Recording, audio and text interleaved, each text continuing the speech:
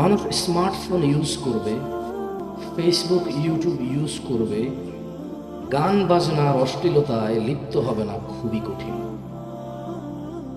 আমি আপনাকে দোষ দিচ্ছি না, ভাই তুমি ঠিক বেঠিক ধরে বলছি। এটাকে ফানের কি হলো, আপনি হাসতেছেন?